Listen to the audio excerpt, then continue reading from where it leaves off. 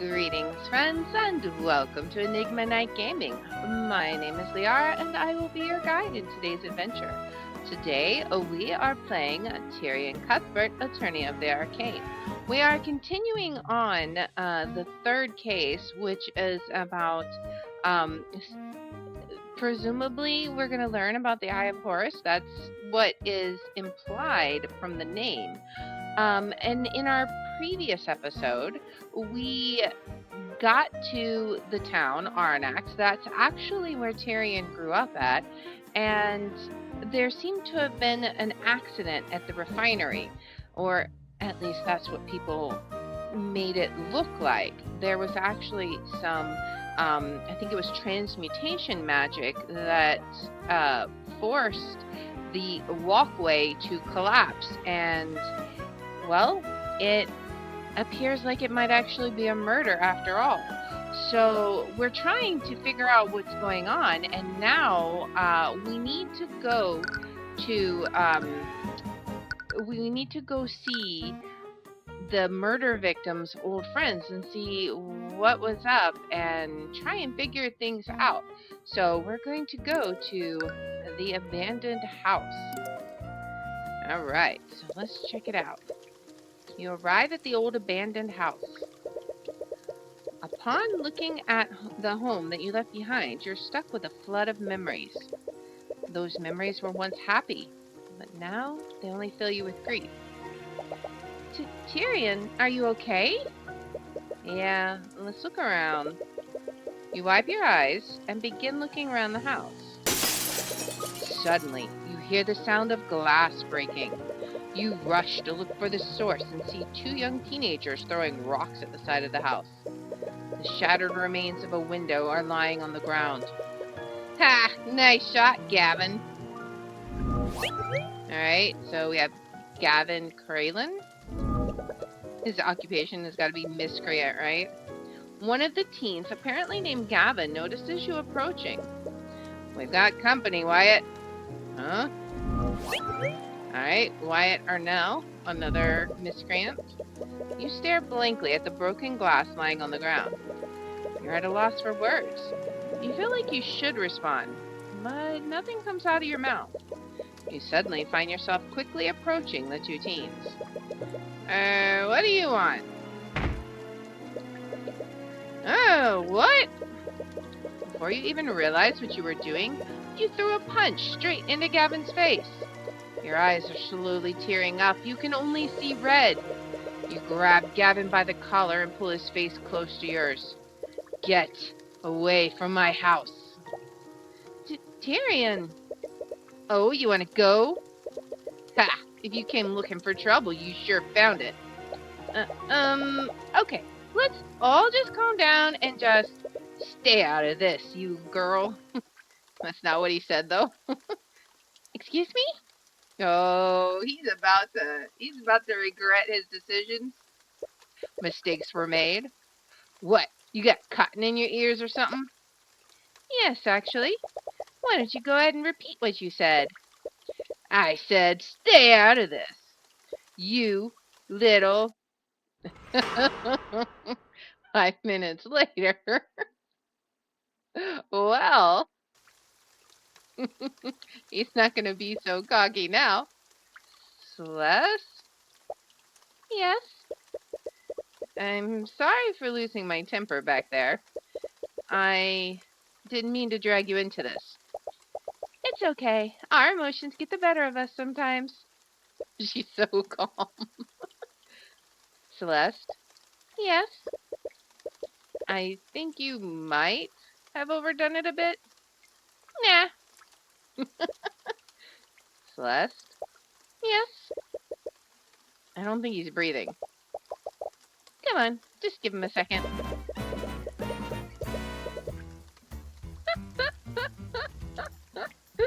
Oh my gosh. You suddenly hear the very bruised and broken form of Gavin sputtering and wheezing on the ground. It looks like he's finally regained consciousness. See? He's perfectly fine. I love that reaction. It's so funny.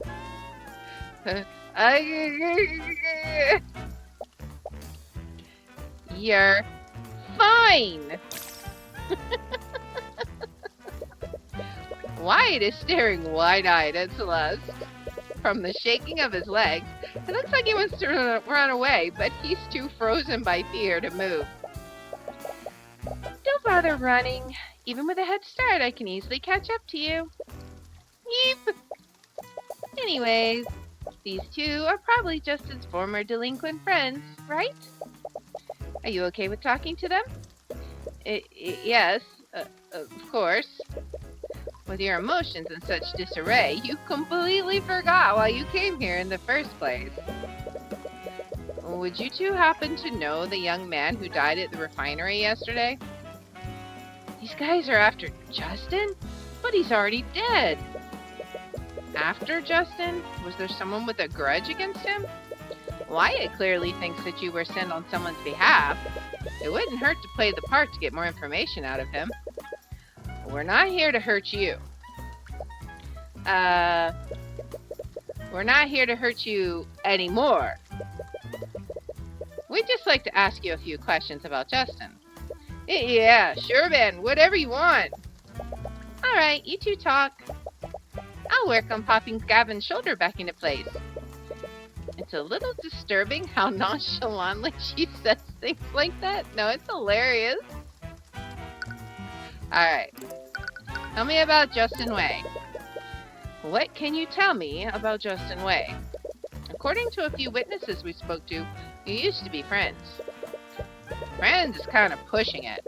We used to hang back in the day, but we don't know more. It was weird when he started talking to us again. I thought he left for good. But he started talking to you again. Why? He just needed some of the old gear that he left at the house. Old gear? What kind of old gear? You know, his thieves' tools. All the tools you need for lockpicking and safe cracking. Tools for lockpicking and safe cracking. Why would Justin need those? What would Justin need lockpicking and safe cracking tools for? Well, he needed to get the gold that he owed your boss. So he owed gold to someone. Word has it that he was working for the merchant that owns the refinery. I guess the owner trusted him a lot. Justin said he had a way to get access to the safe in the guy's office. Justin was always a whiz when it came to breaking and entering. He even had tools that could crack magical locks. Getting the gold out of that safe would have been an easy score for him. Wait, Justin was planning to rob Tracogen? Okay. So Justin's planned robbery is added to our notes. According to Wyatt Arnell, Justin Way owed gold to someone. Justin owned a set of lockpicking and safe-cracking tools that could disable mundane and magical locks. He was planning to break into the refinery building, then use his safe-cracking skills to rob the safe in Tracogen's office. Alright. Wyatt apparently thinks that you were sent on behalf of someone. And from what he said so far, Justin owed a non-trivial amount of gold to this person. If this person was some kind of criminal, could they have been the one who sabotaged the guardrail? Did Justin tell you who he owed his debt to? Nah, man. He didn't say nothing. They might whack me too if I tell them the truth. So he does know. There's no point in playing dumb. Just tell us what he told you. Did he give you a name? Answer the question. The eye taker. He owed gold to the eye taker. Who's the eye taker? Justin Way supposedly owned a non-trivial amount of gold to an individual named the Eye Taker. Perhaps one of the citizens of Arnex can tell you more about this person. And let's see. Okay, so he owed gold to a criminal named the Eye Taker. Alright. The Eye Taker. That must be some kind of criminal nickname. Why does it sound so familiar, though? Either way, you need to find out who this Eye Taker is. It might be best to ask someone else. Alright, what do we got here? Several weeds and plant life have grown since you were last here. Doesn't look like anyone has taken care of the yard for the last few years. But you suppose that's more your fault than anyone else's. Alright, we got the view of the sea is just as you remember it. It's probably the only thing that hasn't changed since you left RNX. And the house, returning to this house has brought back several memories that you have complicated feelings for. These feelings are even more compounded by the blatant vandalism committed by Gavin and Wyatt. Honestly, you'd rather leave this place as soon as possible. Alright, I assume there's no arcane here, but I have to check. Alright, is there anything we can give you as a... let's see. Do you know anything about Masurika? Okay, so he doesn't know her. What do you know about Lloyd von Sanctus? Alright. What else? What about Gavin? Tell me about Gavin? Alright, he's not gonna be telling me anything about that. What about the Harbor Master? Alright, I don't think he's gonna tell me anything else. Alright, do you know Stefanik? Oh, they're just another group of rich dudes. Sure, they talk about making the city better for us common folk, but I'm sure they're no better than Von Sanctus. But yeah, you said nothing about Von Sanctus. What was the beginning sentence of that? How do you feel about the Dracogen Trading Company? Okay. So, alright. So who can we talk to? We could... Let's talk to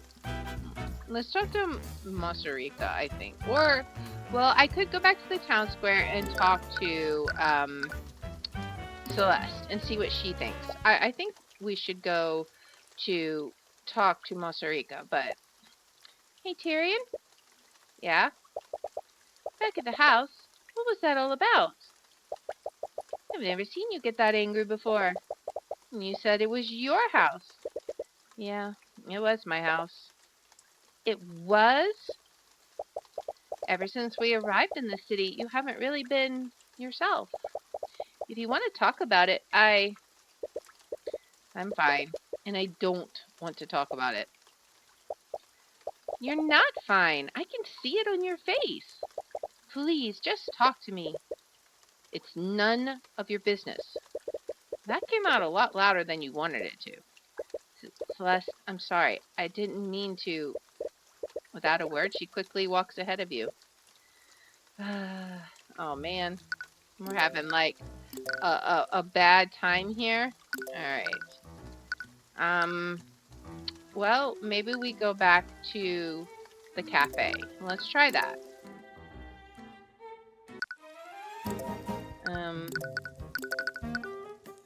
Do you know who the Eye Taker is? Rika, do you know a criminal named the Eye Taker? The Eye Taker? I can't say I've heard of them. Are you in conflict with this villain?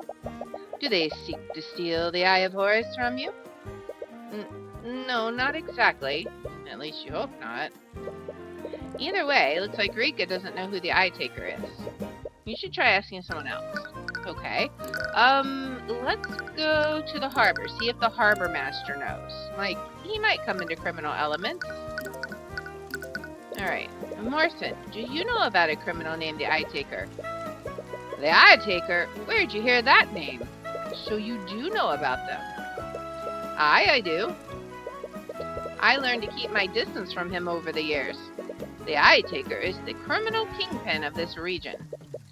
Every large criminal undertaken in this region happens under his watch. He's that big of a deal? Of course he is. More importantly, how did you hear about him? From what I heard, Justin Way owed him a huge debt. Justin owed them? I knew he used to run around with a bunch of rogues, but I never imagined. By the Scaled Lord, the Eye Taker might be involved in Justin's death. Do you think someone like him could be behind this? Well, there's a saying we have about what happens when you get on his bad side. But let's just say he reminds you of why he has that name. So you know who the Eye Taker is now. It definitely adds another angle to this case. But there are still some elements of this that don't make sense. You need to take some time to work through it all. But you should go talk to Dracogen first. He'll want to see everything that you found. Alright, so let's go back to the refinery and talk to Dracogen and see what he might have to say. Hello, Mr. Cuthbert. I trust you're doing well. We are, for the most part. We spent some time looking into the accident and the people who knew Justin. I think there might be more to this case than meets the eye. Oh? Indeed. You spent some time explaining your findings to Dracogen. He seems to be troubled when you explain the traces of transmutation that you found on the guardrail. He's even more taken aback when you mention Justin's supposed plan to rob him. Now, this is quite a lot to take in. Are you missing any valuables in your safe right now? No, actually, but what is it? After the accident, I did a careful inspection of the building. When I checked my office, I noticed that the lock on the safe was disengaged. The safe was opened, but you said there wasn't anything missing. That's right. When I saw the safe open like that, I was already worried that I'd been robbed. But I double-checked the contents. Everything was accounted for. Because of that, I just assumed I'd forgotten to lock it. That doesn't make any sense. Maybe it was just a coincidence? I might believe that if it weren't for where my office is located. What do you mean? It's in the refinery, isn't it? The walkway that Justin fell from leads to my office. There's a window over there that overlooks the refinery. That would explain why Justin was here in the first place. I don't want to suspect one of my employees, especially one that isn't alive to defend himself from such accusations. But it just all fits too perfectly together, except for one thing. Why wasn't anything stolen? Well, regardless, I think you have a pretty good case. So does this mean you'll represent me? After what I've discovered, I won't stand by and let Von Sanctus have his way. Well spoken. I'm glad to have you on my side, Mr. Cuthbert. Anyways, regardless of why, someone clearly magically tampered with the site of the accident. I doubt the court will find you at fault for what happened. Although, what's wrong? Civil cases are a lot less strict than criminal cases.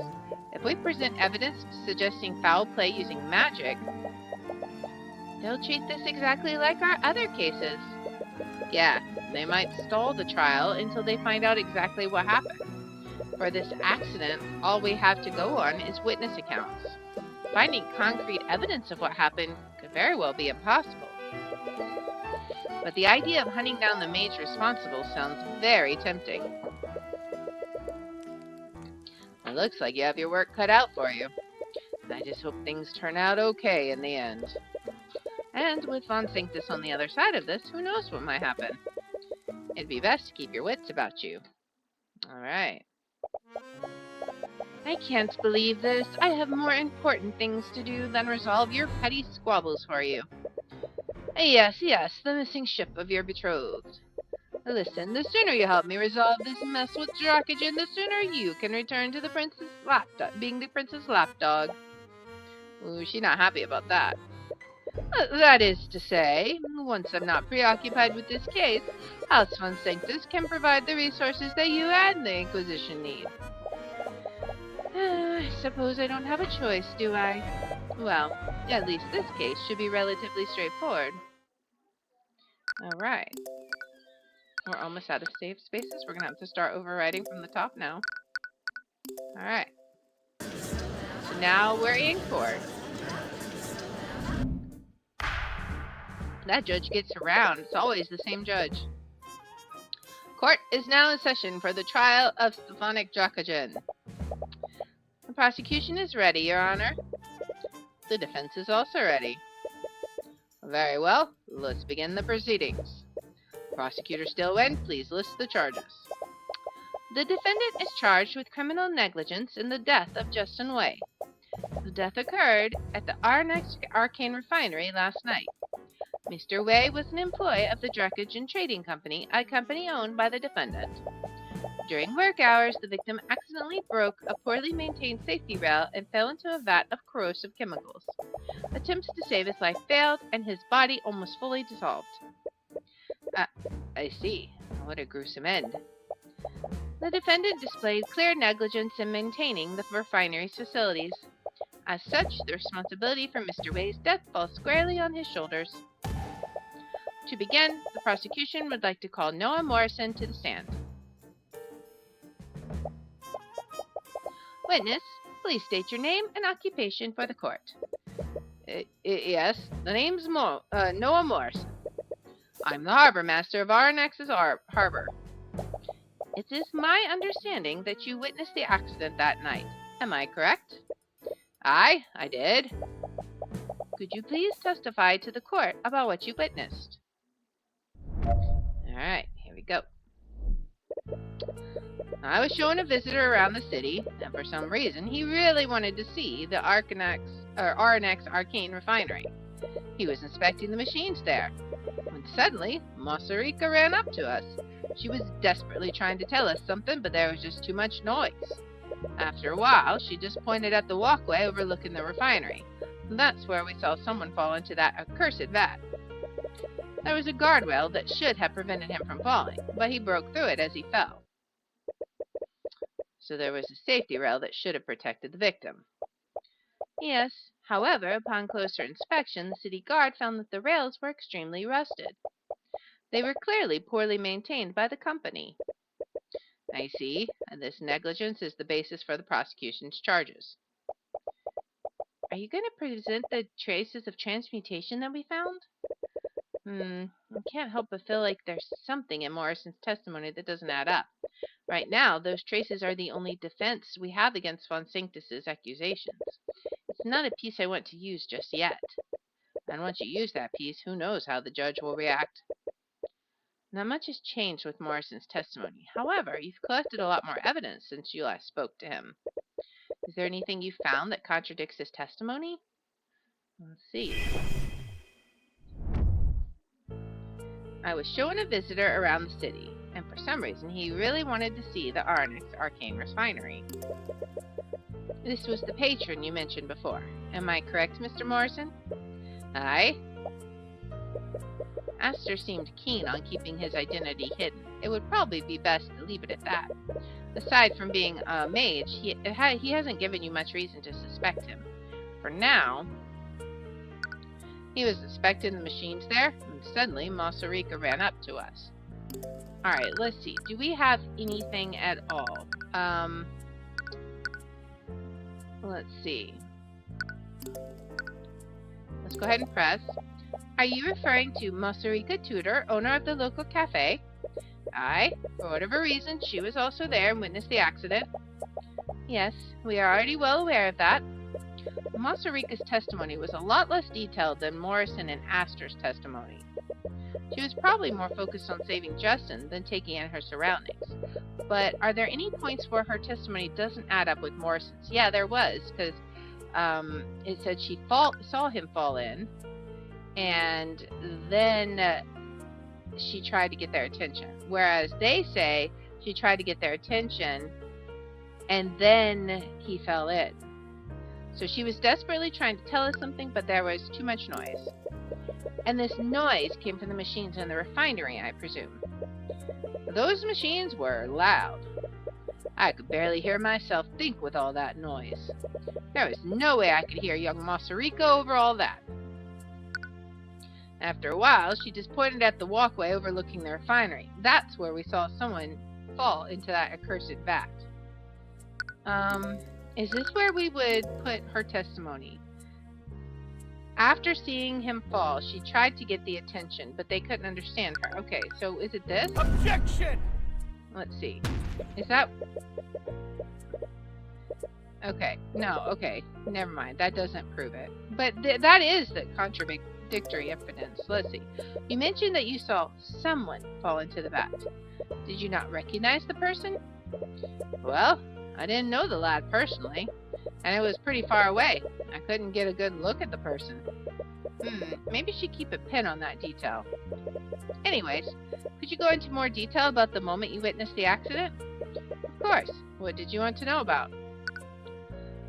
What happened to the guardrail just before Justin fell?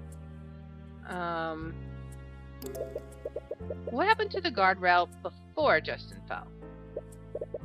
Well, I saw him lean on it. It should have prevented him from falling off the walkway. But the rail just broke the instant he put his weight on it. That's how he fell into the vat. I see. Could you please include that detail in your testimony, if you think it'll help? There was a guardrail that should have prevented him from falling, but he broke through as he fell. Alright, let's see. But he broke through it as he fell.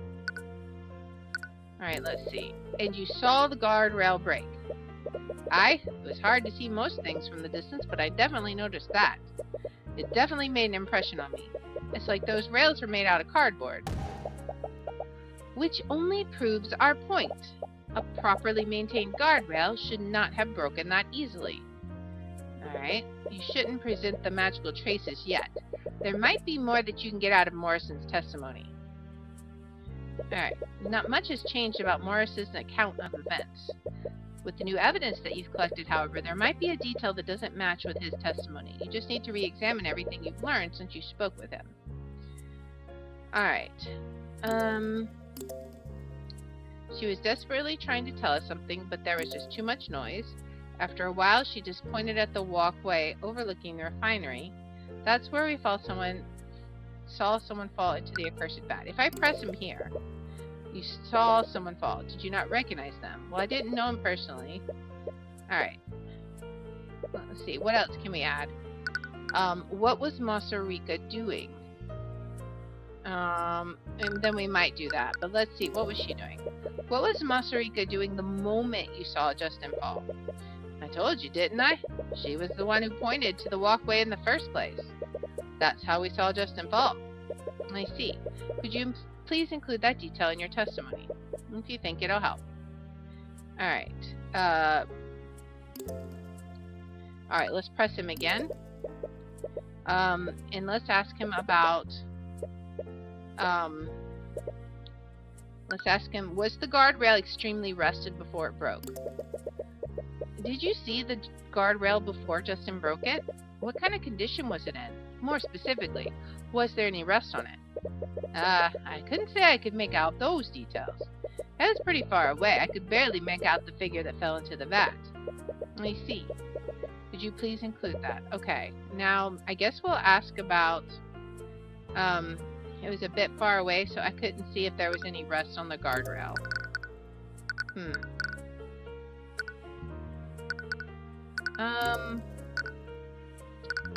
What do we have? Masarika briefly interacted before the accident. What do we have? They noticed that Masarika was pointing to the walkway, so they looked there. There they saw a figure lean on the guardrail and break it. The figure fell from the walkway into the vat of corrosive chemicals.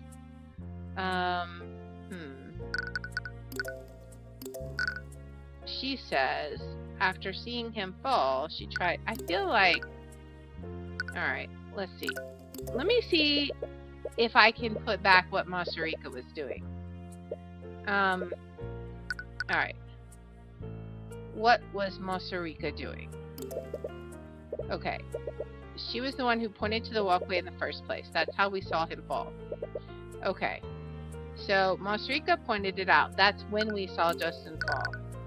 Okay. Does this help? Objection! There we go. Alright. Wait, what? Witness. You just saw that you saw the victim fall into the vat. Did this happen before, during, or after Masarika tried to get your attention? It was definitely after.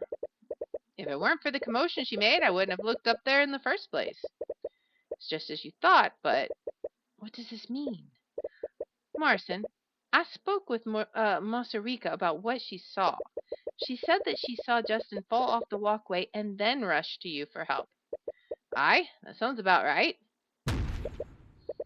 No, Morrison, it actually doesn't. What do you mean? If Masarika saw Justin fall before she went to get help, then how did you see him fall after she came to you for help? What? Morrison, Marika came to you for help. This was in reaction to seeing Justin fall off of the walkway. If that's true, then how could you have possibly seen Justin fall off of the walkway again afterward? I have no idea. Mr. Cuthbert, you're disputing the witness's testimony over a minor detail. It's entirely possible that Mr. Morrison or Miss Tudor simply misremembered.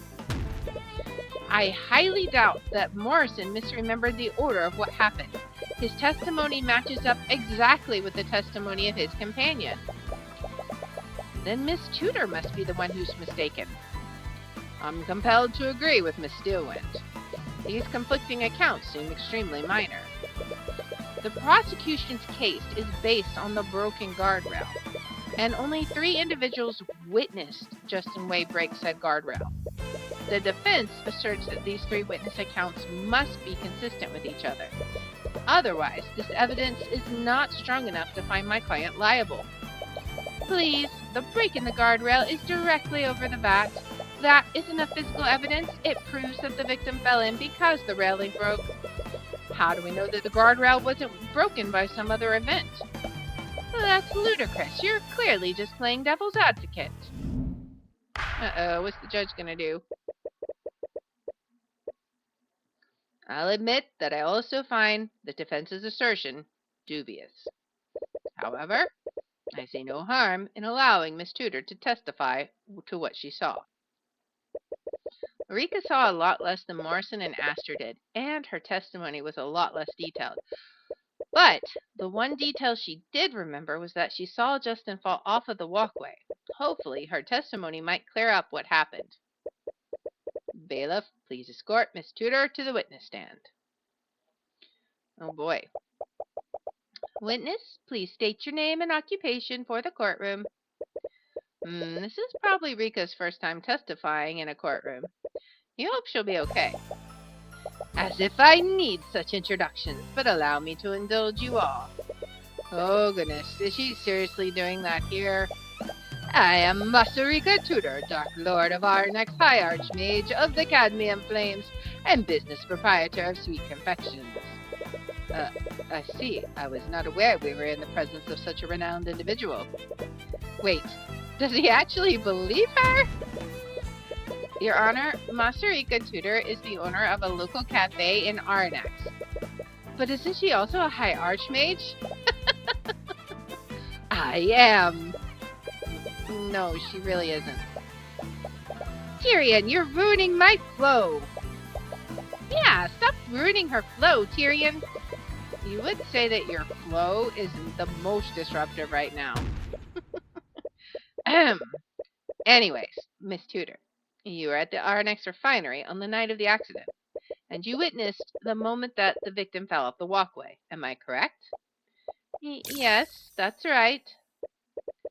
According to your statement, you ran up to Morrison after you saw Justin fall off the walkway. The problem with that is there's a contradiction between both of your testimonies. There's a contradiction?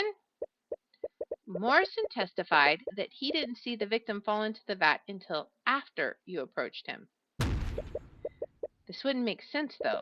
You saw the victim fall off the walkway before you ran up to Morrison.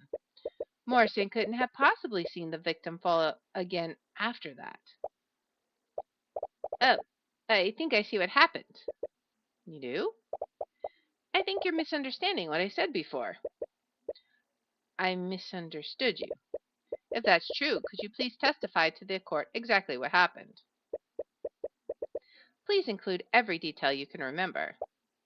Sure. Uh-oh, what are we going to get?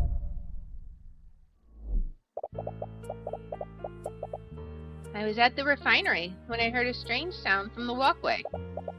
When I looked to see what it was, I saw that Justin had tumbled over the guardrail. But he hadn't fallen into the vat yet. I saw him barely hanging onto the edge of the platform. I don't know how to get to the walkway from there, so I looked for help on the grounds and found Mr. Morrison. He must have seen Justin lose his grip of the ledge and fall into the vat after that. That's not true. So the victim didn't immediately fall into the vat. He was hanging onto the edge of the walkway. That would explain how Mr. Morrison saw the victim fall into the vat after Miss Tudor saw him fall up the walkway. In any case, Mr. Cuthbert, you may begin your cross-examination. Arya knows that there's something fishy here. I was at the refinery when I heard a strange sound from the walkway. Actually, let me go ahead and press her.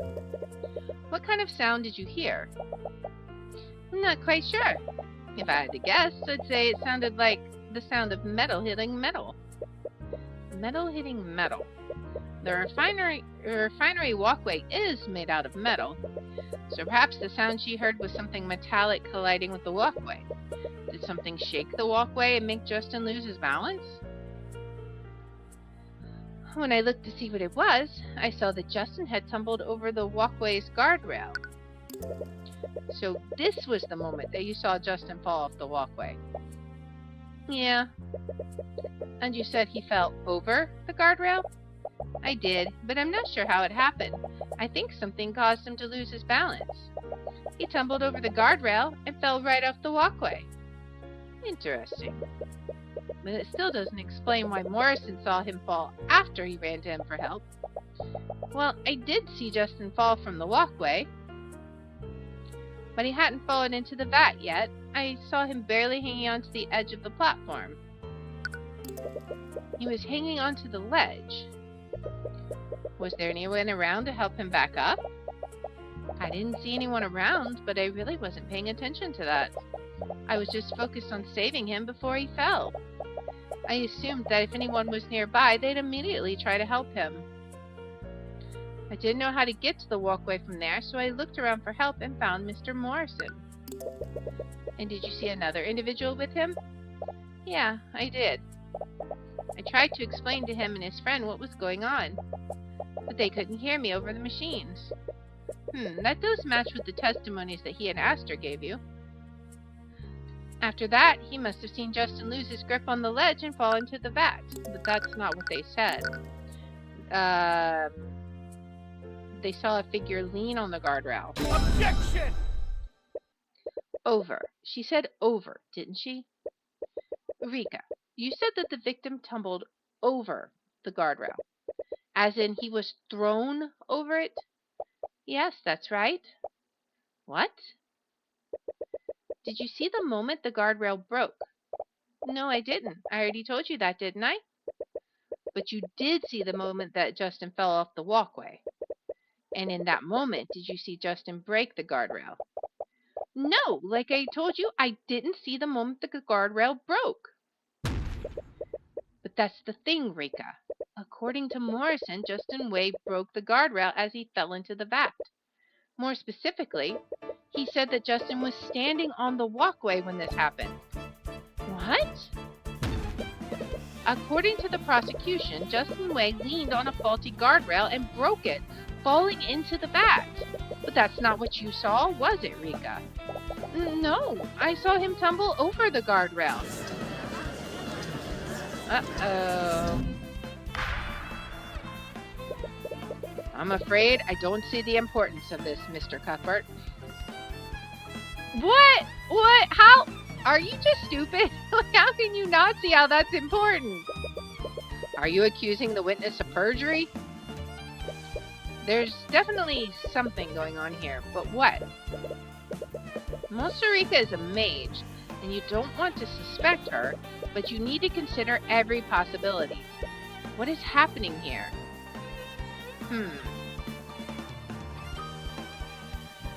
What if they're both telling the truth? They're both telling the truth, you guess. But how does that make sense? Okay, think through this. If we assume that Rika and Morrison are telling the truth, you need to remember the exact order of events. First, Rika saw Justin go up to the walkway. When I looked to see what it was, I saw that Justin had tumbled over the guardrail. But he hadn't fallen into the vat yet. I saw him barely hanging onto the edge of the platform. She saw Justin fall over the guardrail and off of the walkway. Justin was able to grab onto the walkway ledge. That's when Rika went to look for help. This is when she ran into Morrison and Aster. Rika came running towards us. She was trying to tell us something, but the machines were too loud for us to hear her. She pointed at the walkway, and that's when we saw someone fall into the vat. By the time we could get to them to stop the machines, it was too late. And then there's Aster's account of events. Did you see the expression on his face? He might have been unconscious. I'm afraid I couldn't see anything on his face. It was much too dark to make out his features. Wait, you didn't actually see his face? How did you know it was actually him that fell in? Well, who else could it have been? Aster and Morrison couldn't see Justin's face. That's one detail of their testimonies that never set right with you. But you dismissed your suspicions. They found Justin's body in the vat, after all. You know for a fact that he fell into that vat. But you never considered one other possibility. Another person fell in? Another person? Is that really possible? But it's the only thing that makes sense. It would also explain how Rika, Morrison, and Aster all saw someone fall off of the walkway at different times. But then, who is the second person? You don't have a choice. Even if you don't know all of the facts, this is the only conclusion you can draw. I think you've had quite enough time to deliberate, Mr. Cuthbert. Are you accusing the witness or not? I am not accusing the witness of perjury, Your Honor. Both Miss Tudor's and Mr. Morrison's testimonies appear to contradict each other, but they are both telling the truth. Then please enlighten us, Mr. Cuthbert. How could both of their testimonies possibly be true? Well, I think there's only one possible explanation. Both Miss Tudor and Mr. Morrison saw someone fall off of the walkway. But the person that Miss Tudor saw and the person that Mr. Morrison saw were two different people. I love how she just looks so bored. Are you serious, Mr. Cuthbert? Do you honestly think some random person fell into the vat moments after Justin Way fell in? It's the only conclusion that makes sense, Miss Steelwind. Miss Tudor knew the victim and recognized him. That's how she was able to confirm that it was him that fell into the vat. However, Mr. Morrison and his companion did not know the victim personally. They could barely make out his features.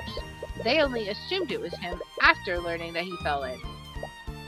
Please, it's far more likely that Miss Tudor is simply mistaken about what she saw. What? No, I'm sure I saw Justin tumble over the guardrail. And let's not forget Miss Tudor's allegiances. As a beneficiary of the Dracogen Trading Company, she has every reason to confound this case in the defendant's favor. That's not... Uh-oh.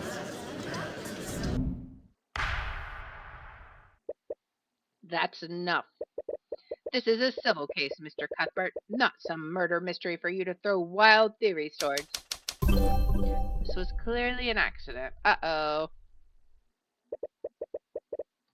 It looks like you don't have a choice. You're going to have to use your trump card. You have one piece of evidence that implies this wasn't a simple accident. All right. Are you sure about that, Your Honor? What? Justin Way's death was reported as an unfortunate accident. As a result, the city guard put minimal resources into their investigation. More specifically, there was no reason to call in the Arcane Inquisition. What are you talking about now? Why would the Inquisition be... No. Are you saying that... Unlike the Arnex City Guard, I have a mage capable of casting Detect Magic. My bodyguard, Celeste McCoy, scanned the crime scene for magical traces, and she found traces of transmutation on the broken guardrail. Traces of magic were found at the crime scene? But that would make this a potential homicide, Your Honor. This is ridiculous. The accident took place within an arcane refinery. Those traces could have easily come from the purification process. Miss Steelwind, those traces were found only on the guardrails that Justin broke. We didn't find them anywhere else. Was she mad?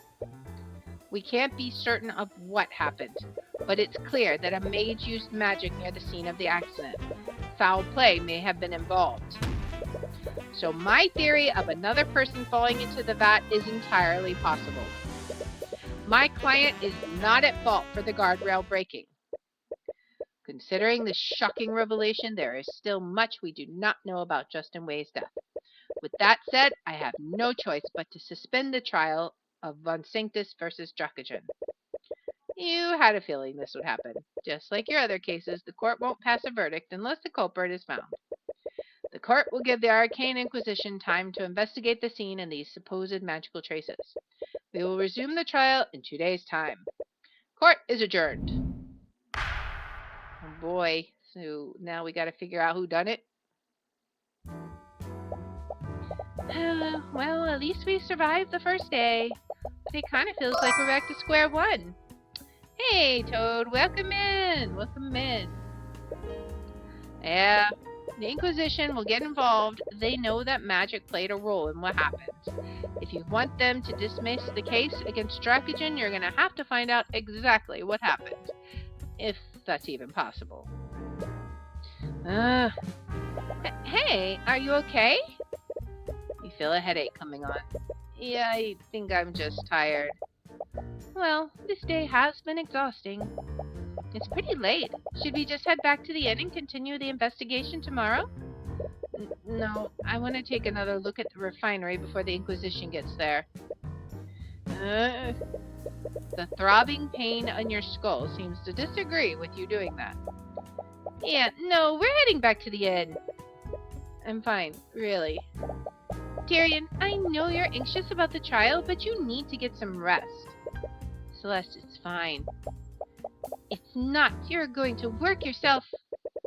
Would you just stay out of my way?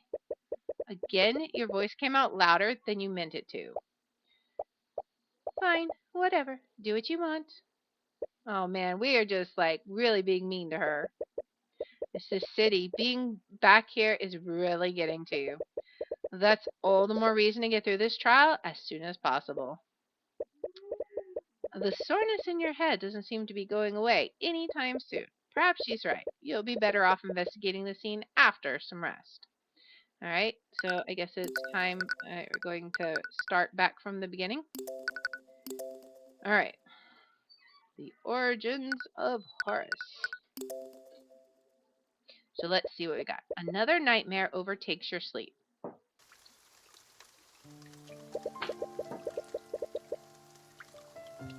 You clutch the note tightly in your hands as you read it.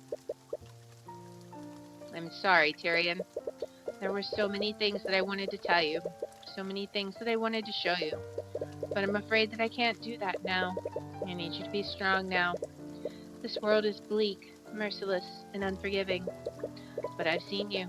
I know how bright the light within you is. Use my eyes, peer beyond the divine gate as I once did. Use it to reclaim the future. Her eyes? I don't understand. It doesn't matter. All you have to do is stop the execution. If you can just distract the knights long enough, you can save her and run away. You'll have to abandon your home, but at least she'll still be with you. As you try to sprint towards the gallows, a knight grabs your arm and pulls you back. Hey kid, you can't cross this point. Hey, stop that. You fruitlessly try to break his grip by striking him with your bare hands, but he barely feels anything through his armor. You continue delivering blow after blow to him, but it does nothing. Your knuckles start to bleed. Irritated by your behavior, the knight pins you to the ground. Stupid kid. You desperately struggle against him to no avail. And from this position, you have no choice but to watch what's happening. Wait, stop! You make eye contact with your mother one last time. Her body goes limp. You stare blankly at the hanging body. No, this isn't... Mom? You clutch her note tightly in your hand. You feel a comforting, yet fleeting warmth from it. Mom! Oh, poor Tyrion. Tyrion! Celeste, You snap back awake. It was another nightmare. You notice that tears are streaming down your face. You quickly try to bring up your sleeve to wipe them away, but you realize that Celeste is firmly gripping your hand. Why are you... Sorry. You were shouting in your sleep, but you seemed to calm down a little whenever I held your hand. So I've been doing that. Oh. Tyrion, are you okay? You're not. You've been acting weird ever since we arrived in Arnax. It's nothing. It's not nothing. Does it have something to do with your mother? For the past 2 nights, you've been calling out for her in your sleep. Please, just talk to me. I'm your friend, aren't I? You never even realized it. You didn't have many people in your life after you left Arnax. You only had Miss Tamora, and she never wanted to talk about what happened. But Celeste, she's been there since you started your career. Of course she's your friend. It all happened a long time ago. We lived here together in that old house. My mother was a merchant and a mage. Your mother was a mage? But I guess the gift of magic skipped my generation. I could never use it. About 10 years ago, my mother's business partner was found murdered, and they found traces of magic at the crime scene. And they thought that your mom did it. Miss Tamora was my mother's defense attorney for the trial. She did everything she could to get her acquitted, but she could never find the real culprit. They found her guilty of first-degree murder. I tried to stop her execution, but... Your voice starts breaking. Tyrion. I'm sorry, Celeste. What? Coming back here has brought back so many memories. I thought that I'd already moved on from what had happened. If I could just keep saving people as an attorney, then maybe I could put all of this behind me. But I'm back in Arnax, and those feelings are still so fresh in my mind. It's like I'm still the same powerless child from 10 years ago. I know that I've been taking that out on you. I'm really sorry. Don't be. I get it. I know what it's like to lose someone like that. She does, doesn't she? When my dad was murdered, you were there for me. If it weren't for you, I would have still believed that he died hating me. Celeste slowly clasps your hand within hers again. It feels warm and comforting. Has this been the warmth you've been feeling for the last few nights? So just let me be here for you. Aw, so sweet. You can feel yourself dozing off. You have to snap yourself back awake. Sorry, the last few days have been a little tiring. It's okay. Just focus on falling asleep. I'll stay with you for as long as you need me to. She's so sweet. Yawn. I'm also feeling pretty tired, though.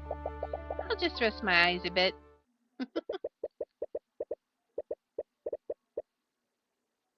For the first time since you arrived in Arnax, you finally receive a good night's sleep. Yay! You wake up the next morning feeling well rested. You feel almost a little too rested. You feel really reluctant to leave the comfort of your bed. Celeste, are you there? Your hand feels warm. Aw. You can feel your heart stop. Celeste? What do you want? Her eyes slowly open as she wakes from her equally restful sleep. She drowsily scans her surroundings. The face. You both dart out of the bed. So you seem to be doing better. You're okay, right? Yeah, thank you for last night. Poor phrasing. They're both gonna die of embarrassment now. Hello, are you there, Mr. Cuthbert? What? Your soul nearly jumps out of your body. You suddenly hear Aster's voice, and it's extremely loud. You look around to see where he is, but he's nowhere to be found. Aster? Ah, thank the Scaled Lord, I've finally gotten through to you two. What? Where are you? I'm using a spell to speak with you right now. I apologize for contacting you in this manner, but I was worried that something had happened to you two. Right, of course. Anyways, what do you want this time of day? This time of day? Mr. Cuthbert, it's 3 p.m. in the afternoon. What? 3 p.m.? You missed the entire morning. I hope everything's okay. Did something happen? Celeste's expression. No, everything's okay. Anyways, if it's already this late, we should head over to the refinery. Yes, the investigation. Let's do that immediately.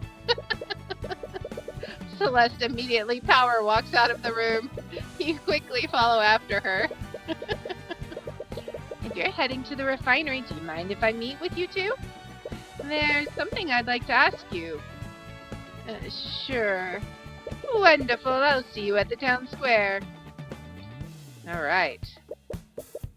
You quickly meet Aster in the town square while you walk to the refinery.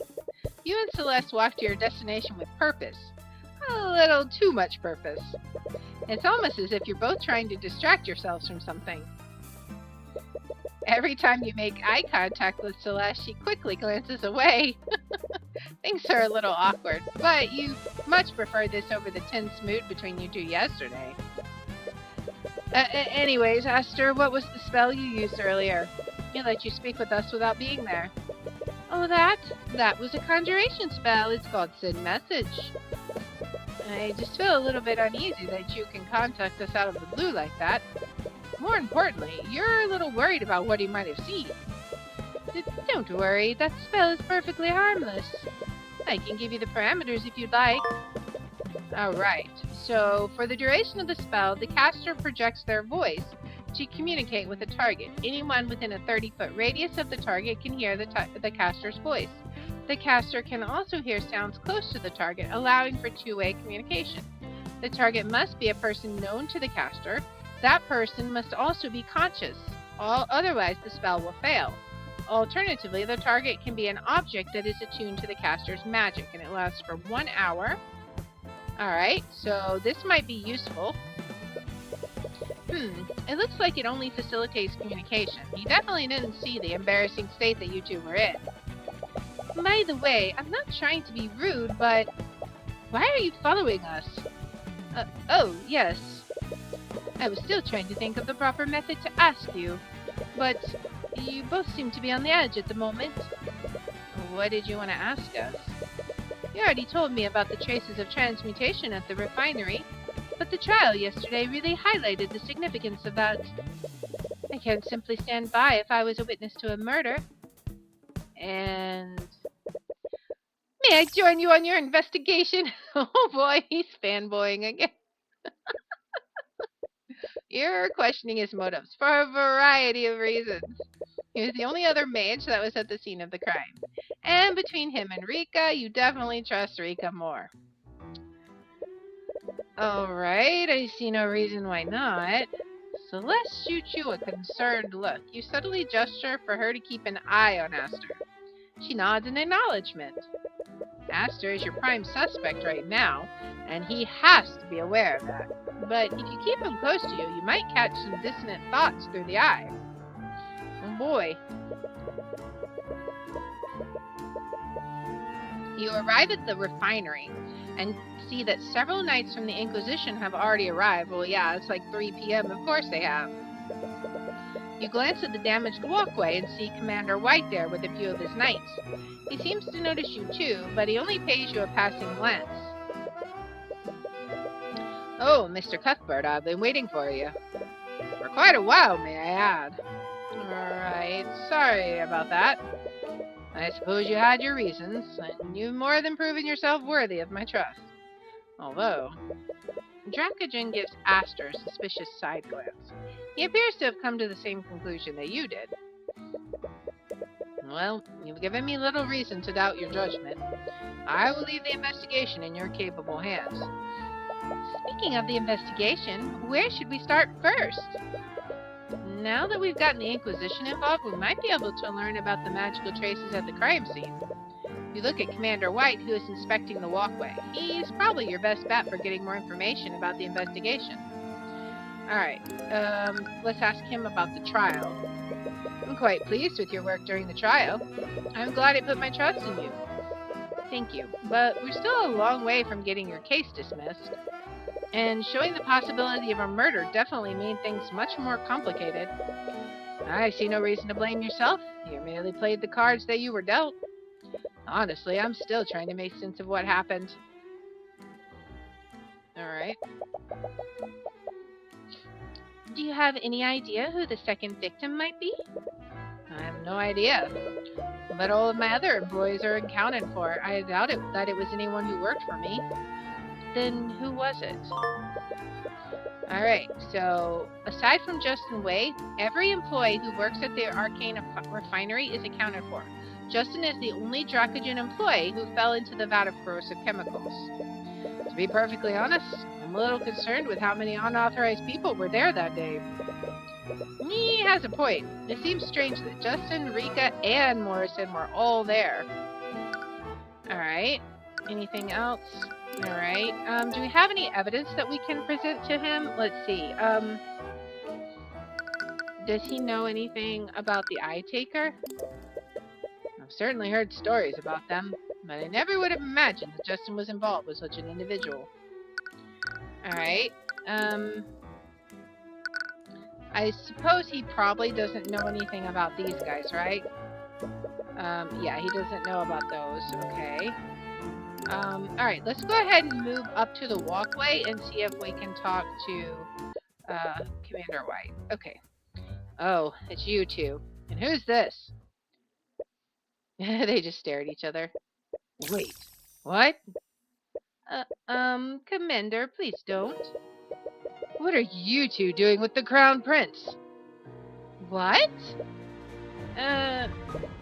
It appears that my cover has been blown, as they say. Did he just say that you're the Crown Prince? Yes, my full name is Aster de Wivengard IV, heir to the throne of Wivengard. Oh boy, it's the prince. This entire time, you've been speaking to the heir to the throne? I was hoping it wouldn't come to this. Oh, sorry, Majesty. He's so afraid. Please, none of that. I would much prefer if you all continued to call me Aster. No, I could never. You've never seen the commander this flustered before. Why did you feel the need to hide this from us? I didn't want you to think less of me. I admire your work, Mr. Cuthbert, which is why I was afraid you wouldn't speak to me if you know the truth. In a way, he was correct to assume that. As a member of the royal family, he represents everything that you and Mr. Moore are fighting against. But he does look like a sincere and genuine person. At the very least, you haven't seen anything incriminating through the Eye of Horus. Anyways, this complicates things greatly. Aster is your primary suspect, so if he did commit the murder, you would have to implicate a member of the royal family. A nobleman is one thing. Would it even be possible to convict the Crown Prince? Well, no matter what, you won't stop seeking justice. It doesn't matter who you're facing, be they man, king, or god. And princes aside, you came here to talk to the commander about his investigation. Since Aster is accompanying you, he might be more inclined to share details with you. Alright. I'm surprised the Inquisition is even here. I thought you were all busy investigating Aster's missing ship. What? Wait, you know about that? The commander glances nervously at Aster. We wanted to put more of our people there, but Lady Steelwind insisted that we focus on that Dracogen case. As you should. I would much rather have you find justice for Justin Wade. That's far more important than looking for some musty old ship. Right. Is this kid for real? Alright, what about the magical traces? Have you discovered anything about the magical traces here? We did take a look at it, and it's definitely suspicious. The only rails with magical traces on them are these. And the fact that we can still see them means that they were left within the last 48 hours. It's looking pretty likely that someone used transportation on these rails that night. Still doesn't make sense, though. Why would someone weaken these rails specifically? Oh, I think that was Tyrion saying that. Whoops. I have no idea. I'm just as confused as you are. If this is really foul play, then someone knew that Justin or some other person would be in this exact place. I wonder if someone was trying to kill Aster. Like maybe he just was in the right place at the right time. Makes me wonder. Has the Inquisition found any evidence to prove my theory? You mean about a second person falling into the vat? Sorry, kid, but it ain't that simple. The body of that Justin fella sort of dissolved. That's quite gruesome. If another person had fallen in, their body would have dissolved too. We could only find some bone fragments, blood, and a lot of metallic shards. Have you been able to use divination magic to identify the bone fragments? Yep, the ones we found all belong to Justin Way. No signs of bones from another person. Alright, so the Inquisition was able to fish out several pieces of bone matter and metallic shards from the vat that Justin Way fell into. Divination magic confirms that the bones belong to him. None of the bone matter found belonged to another person. Alright. There wasn't any evidence of another person falling in? Could your theory have been incorrect then? Are you sure that you and Morrison saw a person fall into the vat, Aster? I definitely saw someone fall up the walkway and break the guardrails, although, thinking back on it, I didn't recognize who exactly that person was. The harbor master and I were pretty far away, and it wasn't well lit. Do you think the second victim's body fully dissolved? That might explain why we can't find any bone matter from them. No, if my theory is correct, the second victim fell in minutes after Justin fell. It would make sense if that person's body fully dissolved before Justin's. Why can't you find any bone matter of this second person? Either way, Dracogen might want to hear about this. Alright. If the liquid is so volatile, how were you able to take things out of the vat? Oh, the liquid isn't volatile anymore. When the harbor master and I reported what we saw, the workers poured some sort of alchemical solution into the vat. Yeah, according to them, that solution neutralized the evocation magic in those chemicals. From what I hear, the magical liquid in these vats is usually blue. The solution they poured in turned it green. Yes, unfortunately, it was too late. By the time they neutralized the liquid, Justin's body had already mostly dissolved. If they hadn't neutralized it so quickly, we probably wouldn't have found anything on the victim. Okay. When Noah Morrison and Aster de Wivengard reported the accident, the refinery workers poured a yellow alchemical solution into the vat. The solution neutralized the destructive magic of the vat liquids and turned it green. They're usually blue. If they hadn't neutralized the liquid, everything in the vat would have been completely destroyed. I have a feeling those colors are going to be important. I still can't believe that you've been the crown prince this entire time. I wasn't trying to deceive you. I was just worried that you might treat me differently if you knew the truth. Oh, right. Should I call Steelwind over here for you? She'll probably want to see you. No, I think it would be best if you didn't. Oh, I remember now. If you're the crown prince, that makes Prosecutor Steelwind your fiancé. Right. Lady Frigga mentioned that during the Nightgrave case. That's why the name Aster sounded so familiar. You saw it in her thoughts. Oh, that Miriam. She's caused me so much trouble by publicly revealing my marriage to Lady Steelwind. I had hoped to keep it a secret for much longer. Where is Prosecutor Steelwind anyways? She always investigates these crime scenes herself. She said she wanted to investigate the disappearing ship personally. She seems really hell-bent on finding these people responsible. They did attempt to kidnap the Crown Prince, after all. Oh, she must really care about you, Aster. No, I highly doubt that. Oh. What? Our marriage was arranged by our parents well before we were born. She had no say in the matter, and I know that she only tolerates me for the good of our kingdom. I'm sure she still cares about you. No, I can tell by the way she behaves around me. Her hands quiver with rage, and she can't even bear to look at me when I speak to her. Oh, poor Aster. I can't believe she even treats the crown prince like that. She may be my fiance, but our marriage is purely political. She endures so much because of her name. I guess you aristocrats have your own share of problems. Oh boy. Alright, let's examine. If the liquid is so volatile, how were you able to take things out of the vat? Oh, okay. So we already learned about that. That was the yellow solution they poured in. Alright. It's the broken guardrail. The entire case hinges on finding out when and how this railing broke. If Justin Wade didn't break the guardrail, then who did? Alright, anything else up here? Any more magic? Alright, so let's look. There are traces of evocation magic on the chemicals in these vats. That makes sense. Alright, so the chemical induces some sort of magical reaction to create arcane crystals. Alright, so we already know that, and then this is the traces of transmutation are still here. It's been a day since the accident. If these traces were left 2 days ago, these traces should disappear by tomorrow. Alright, magical traces are only detectable for 48 hours after a spell is cast. Alright, do we have anything else to ask him about? What about the Eye Taker? Commander, would you happen to know about a criminal named the Eye Taker? You playing games with me or something, kid? What? Well, I don't know nothing about no Eye Taker. Okay.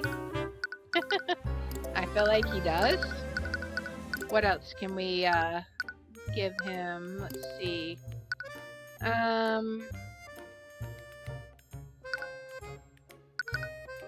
Let's see. I don't know. What would we ask him about? Humph. Magical trace isn't a civil case. You always know exactly how to make my job harder.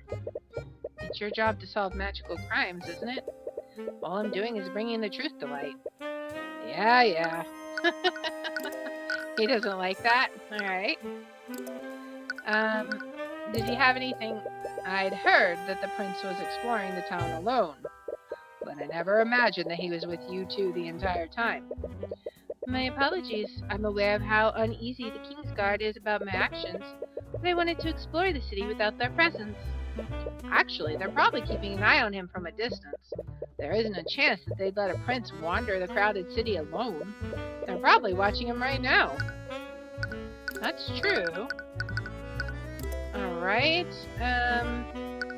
I don't know if there's much else that he's gonna give us.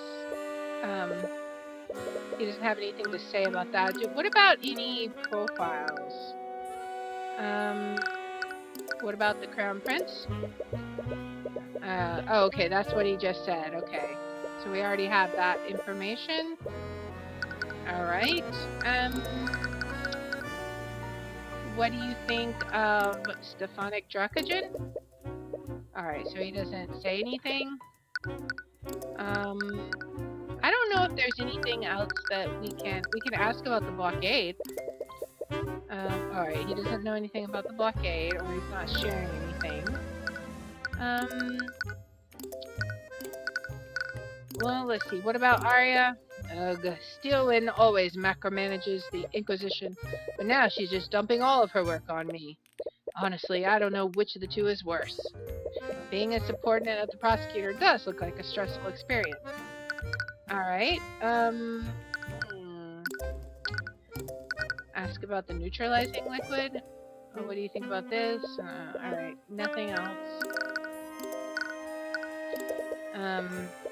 Alright, I don't know if there's anything else. Let's go talk, let's go back down to talk to Dracogen again and see what, because Celeste said that he would want to know this information. Alright, Dracogen. We spoke with the Inquisition about what they found in the vat, and they could only find bone matter belonging to Justin. Well, that and several metallic shards. What? That can't be right. I I know. I was hoping to find some hard evidence to prove my theory. I'll have to find another approach to prove it. No, that's not what I meant. There shouldn't be any solid matter in those vats. Are you talking about the metallic shards? I just assumed those were some kind of magical byproduct. No, the refinement process requires that everything in the vat remains a liquid. Solid matter would absorb the liquid's magical properties and taint the entire batch. So those metal shards weren't supposed to be in there. Do you think they came from the broken pieces of the railing? Possibly. We'll probably want to double check with the commander to make sure. But this is definitely strange. Alright. You need to take a moment to work through all this. From what Dracogen said, there shouldn't have been any solid matter in those vats.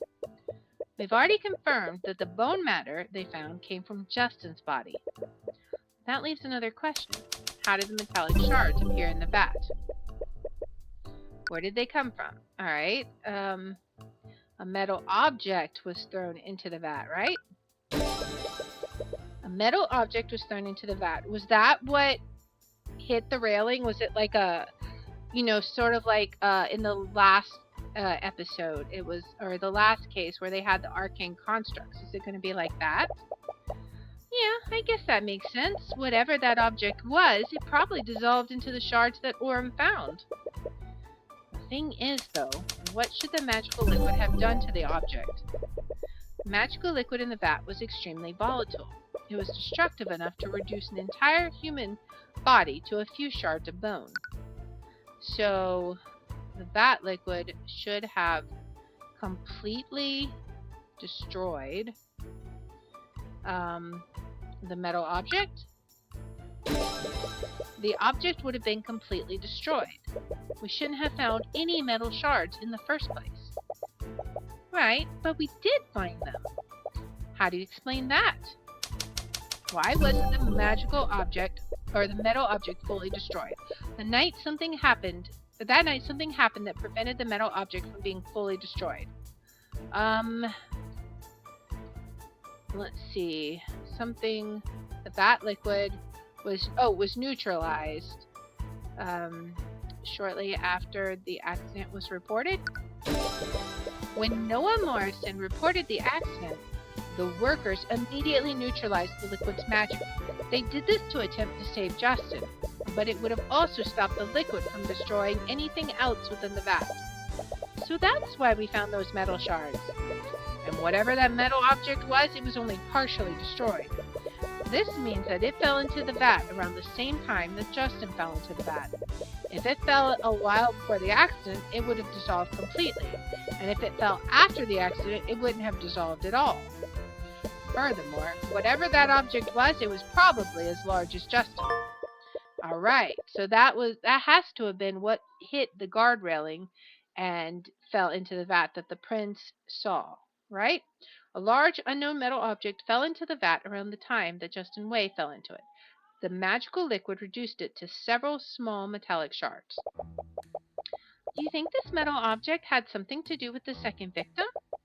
Maybe they were holding it when they fell in. I'm not sure, but that's definitely possible. We should take a closer look at the metallic shards that Commander White found. Those shards might help us identify the second victim, if that person even exists. Alright, let's go back up to the walkway then. Oh, Commander! I have a question.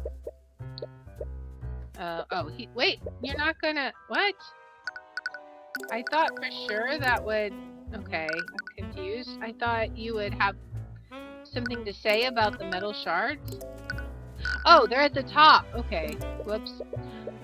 Commander White, you mentioned that you found several metallic shards in the vat. Do you mind if we take a look at them? Sure, just don't get any bright ideas about taking anything. You'll also want to avoid touching them with your bare hands. The liquid is neutralized, but it definitely ain't good for your skin. The commander motions to one of the Inquisition knights. After a few moments, he brings back a large barrel filled with metallic shards. What? There were that many? What could have possibly fallen into the vat? Well, I guess we should get started. Ugh. Alright, what do we got? You spend some time closely inspecting the metallic shards with Celeste. The shards are only the size of small rocks, and it's difficult to find any discerning features. Any luck on your end? No, I haven't found... Celeste? I think I found something. I'm not exactly sure what it is, though. Celeste pulls out a metallic shard with some sort of engraving on it. Unlike the other shards, this one looks far less damaged. The engraving on it looks like some sort of crest. That's the crest of House von Sanctus. Isn't he the noble discharging Dracogen? Alright, okay, so one of the shards has the crest of House von Sanctus, the noble family that controls the city of Arnax. Well, I doubt that Lord von Sanctus was the second victim. Aster, do you know who would have a house emblem like this? Normally only the Lord's retainers would have the emblems of the house. Well, I doubt that Justin was the one who had this in his possession. You think one of von Sanctus's retainers fell into the vat that night? It's definitely possible, but if that did happen, why haven't we heard about it? Lloyd von Sanctus would have the resources to keep something like that out of the public eye. The only way to know for sure would be to ask him ourselves. But even if we could talk to him, he would never cooperate with us. You glance at the prince. Someone of his station would have no trouble meeting with Lord von Sanctus. An idea begins to form in your mind. Unless... What is it, Mr. Cuthbert? Aster, do you think you could help us interrogate Lord von Sanctus? Really? You need my help? In this instance, it'd be very difficult to speak to him by ourselves. But as the Crown Prince, he'd be much more inclined to speak with you. Of course, I'd be happy to help. You might be overplaying your hand by utilizing Aster this way. You're still wary of the prince, especially since he was one of the few mages at the scene. Will this work, though? It's not ideal, but it's the only lead we have so far. But it still bothers you. Why haven't you found any bone matter from a second person? Maybe you're overthinking it. You should pursue every lead and see where it takes you. And to do that, you need to find out where Lord von Sanctus is. Alright, so do we know where he is? Oh, he's gonna be at the manor, isn't he? Okay, well, we are going to do that in the next episode, I think. So this is a good stopping point in the investigation. We'll go contact who surely is part of the conspiracy. So what do we think so far? I'm thinking that if we're not finding bone matter, maybe it was literally just like one of the arcane constructs that happened to have the seal on it, you know? I mean, it could have been a person, but I kind of think that, I don't know. Right now I'm kind of thinking maybe it was just sort of like an arcane construct of some sort that broke the railing and that they were using for this, for what reason, I don't know yet. Maybe he was trying to use it. At the beginning of the case, it said, maybe we can use this to our advantage. So maybe he was trying to use it to show that the railing was unsafe. Like, that could be a possibility. We'll have to see.